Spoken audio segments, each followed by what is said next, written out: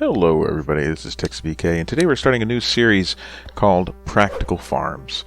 And in this series we're going to be taking a look at different ways we can create different farms and builds that will take your game to the next level, going from early game to mid game to late game, and the different changes you can make along the way to make them more cost effective and suit the needs as you progress through the game.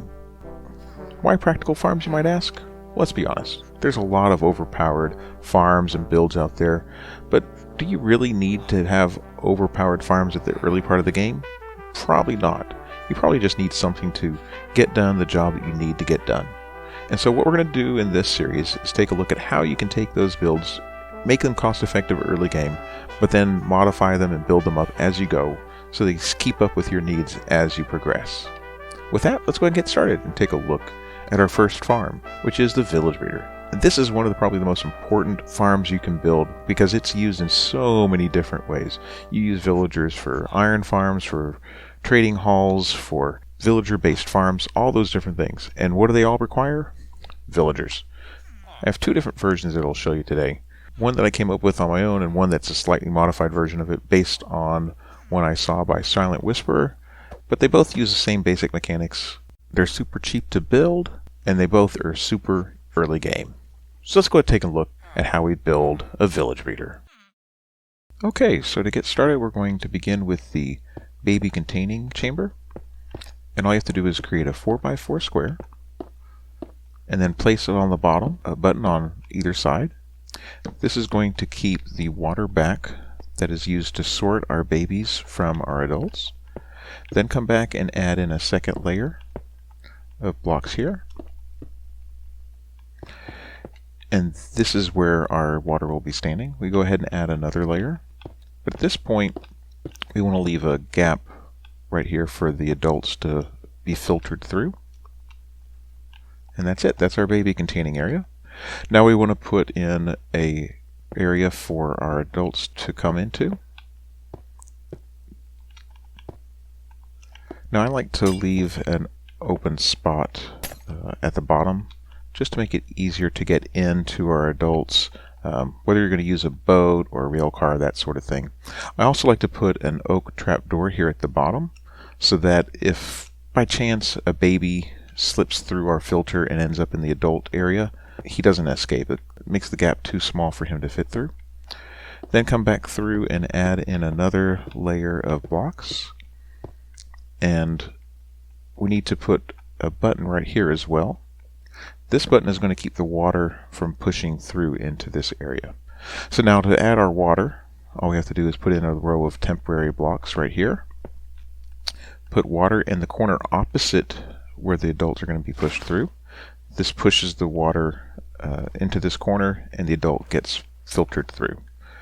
Then come back in, remove our temporary blocks, go down to the bottom, and add in a water source here and here. And this creates an infinite water supply to where at the head level of the adults, when the babies grow up, will be in that water. They'll float to the top and then get pushed into the adult holding area. Now at this point, both versions of the Village Breeder are the same. So now we'll go ahead and I'll show you the first version, which is very simple. All you have to do is come across and put a layer of blocks here and a layer of blocks right here, and then come and create a 1x2 chamber that is a couple more tall.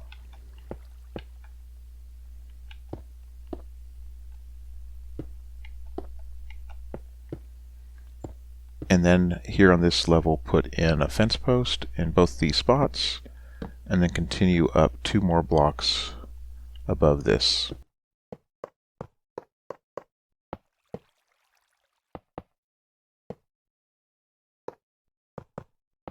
That's all there is to it. It's very simple and basic. You don't have to use glass. You can use any building block you want. I would even recommend building this into the side of a hill or something like that to where you can go underground just to make it easier to cart your villagers in. But I'm just going to go ahead and place with some spawn eggs 2 villagers into this chamber. And these can have any jobs. They can even be the nitwit villagers. That's perfectly fine. That's all there is to it. This is a very simple village breeder. All you have to do then is put in beds and feed the villagers, and they start breeding babies. But before you do that, let me show you the second version of this and explain why we did it. Now, this village breeder is really good if you don't mind risking food falling into the babies. Now, if you want to fully filter the babies to where they don't receive any items in their inventory, sometimes they're called having a clean inventory, you have to make sure that none of the food that you give to your parent villagers falls through to the children. And usually this doesn't happen, but I have had it happen a couple times. And if you don't care if they have items in their inventory, then this is a perfect, simple village breeder for you. All you have to do is come up with 5 buttons, a trapdoor, and a couple fence posts, and you're good to go. Any building block suffices. Get yourself 2 villagers in there, and your village breeder is fully functional. But if you want to guarantee that no food or other items falls into your villagers, you have to do something else. I've tried using trapdoors, I've tried glitching slabs through these. The problem is when you log out and log back into your game, there's a chance that they will pop out through those slabs and be standing on top of them and running wild when you come back into the game. I didn't have that happen for a long time, but all of a sudden it started happening, and so I wouldn't recommend doing that. If you want to build this breeder, you just have to be careful not to let too much bread or carrots or potatoes or whatever food you're using for your villagers be thrown to them at any given time. Otherwise, the extra might fall into the bottom. Now, if you want to have one that guarantees that no food or other items falls through to the village, to the baby villagers, I recommend doing this build. Like I said at the very beginning, this one is one I came up with on my own. It's one that I'm pretty proud of. I came up with it, and it's worked effectively for me for a while, and it's worked every single time. Like I said, the only problem was if you gave them too many items, they fall through to the babies on occasion. In trying to find a solution to having it to where they wouldn't glitch through slabs or trapdoors, I was having a lot of trouble, so I went ahead and looked online to see if anyone else had solved this problem or was working on a similar one. And I found one made by Silent Whisper that's very similar to this. I mean, it's very, very similar. I think he uses trapdoors instead of buttons, but other than that, it's very similar layout. And he uses a boat to keep the villagers in place as he glitches the slabs through them. So let me go ahead and I'll build up where they are the same, and then I'll come back in where it changes and is different. Be right back. Okay, so that's where the village breeders stop being the same, where it starts to take on a variation. Basically what you do now is you place your fence posts right there, and we build out your chamber one out from there, to where you have a 2x2 chamber that is going to be offset, where the back of your boat is going to be sitting over this opening here. Let's go ahead and add one more row of blocks, and I'll show you what I mean.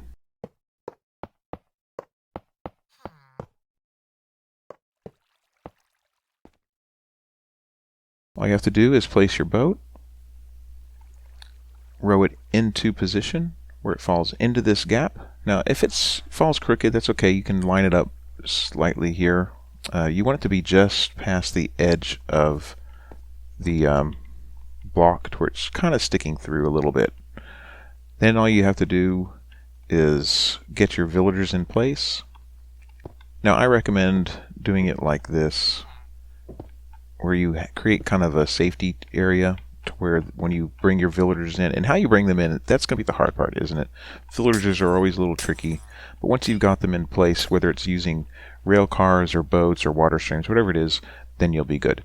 But kind of knock out these blocks here temporarily, so that when you spawn your villagers in, you just have to give them a little nudge, boop, and they pop into the boat. Simple. And nitwits will work. They will breed just fine, so you don't have to kill them. Alright, then fill these back in. Get rid of these walls right here that you used to make sure the villagers didn't run away. And there you go. They're in place. Now the only problem is, while they're sitting in their boat, they won't move. You still have the possibility of bread or other food items falling in through the gaps. So we need to cover that up, and we're going to do so with some slabs. And the way you do it, I'm just temporarily putting those there. I know they're pointing the wrong way. Is you put a couple pistons right there. and you just push them into the villager. And then do it again. And you see they glitched right through the villager. What this does is two things. It holds the villagers in place to where the boat won't move, but it also prevents anything you throw towards them from falling through. It's kind of a neat solution. I tried it with them standing. It doesn't work, but the boat keeps them from popping out when you log in and log out. So that's the solution to that. Now the only thing left is for both of these is to add in beds. Now the rule for the beds is they need to be within their detection range, so we don't want to go too far down or too far away. You can put them anywhere you want. I like doing what I call bunk beds, so you can fit twice as many beds in a single space. And the way it works is like this. You put a row of temporary blocks on top of where your actual beds are going to be. And all you have to do is take and place your beds in the appropriate slots on top. Now don't put them too close to the villager. I did that once before, and I thought I lost my villagers. They just kind of disappeared, because what they do is they lay down in the boat thinking they're in the bed. So if you put it like right here, he'll try to lay down at night in that bed, and he'll be underneath those slabs. It was kind of funny. So if you do that, check to see if they're under the slab. They didn't disappear. Now to put the second level of beds, you just get rid of your temporary blocks and place a couple extra rows. And this works perfectly for whether it's a village breeder or an iron farm. It's just a good way to save on space when you're laying out your beds. You can fit twice as many in the same area. There we go. I have a total of 16 beds, way more than I possibly will need. The rule of thumb is put in however many beds you want to have for your babies that you want to have bred, plus 2 for the parents. So in this case, because I have 4 parents sitting here, this will give me a total of 12 babies that will be bred. Pretty simple. Pretty easy. This is about the easiest village breeder setup you can have. Either one of these is super simple, super early game, and really, to be honest, way overpowered. It works early game, mid game, late game, whatever. It just works. It's awesome. Let me show you it in action. Alright, so all you have to do to make it work is you just give the bread to the villagers, and you'll notice the head bob, meaning that he picked it up. Now, both villagers have to have at least 3 bread or 12 carrots or 12 potatoes in their inventory in order to start breeding. Now I've gone ahead and I've already given them, I want to give them half a stack. There we go. They have 32 bread. Now once they are willing, they will start having babies. You see that by having them have hearts over their head. It might take a few minutes, and I'll show you that this one works as well. And you can see what I mean when I throw them some bread. It went through because neither one of them caught it. As a result, it would be available for babies to pick up, put that in their inventory, and they would no longer be considered clean villagers. Now you might be wondering why it's important to have a villager that has an empty inventory or clean inventory. And basically there are certain farms that require you to have a hungry villager or one that doesn't have items in their inventory in order to pass items from one villager to another. Also, you may not want to have villagers breeding out of control when you move them into a trading hall or into an iron farm.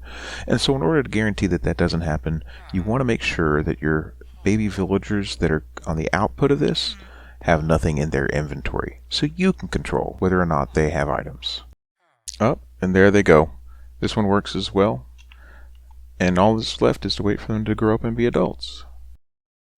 Now there's a couple troubleshooting things I'd like to point out for this before we end our tutorial. If you're having trouble with the second breeder, usually if it's not working, it's because the boat is not quite aligned properly.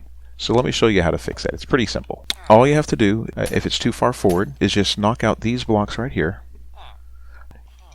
and just give it a little nudge, just a tiny nudge. And if that doesn't work, then all you have to do is nudge a little more. If it's too far to the left or to the right, you can do the same thing over here. Just give it a little break, and you can come down and you can give it a little nudge sideways. Once you do that, 9 times out of 10, that's the solution to the problem, and then you just replace these blocks. Basically, you have to have space underneath the back of the boat for the baby to drop down into the baby chamber, and if the boat's too far forward, the fence post blocks that from happening. And that's it. That's all there is to it. This is a super simple build. Anybody can do it at any skill level. Early game, mid game, late game, it's super powerful. Almost too powerful. You can use the output of this to filter into trading halls, into iron farms, into automatic villager crop farms, whatever your heart desires. It's an easy, simple way to get the villagers you need for those builds. And let me know down in the comments how you use your village breeder to take your game to the next level. But with that, I hope to see you in the next one. Until then, this is Texas PK. Be good to each other. Bye!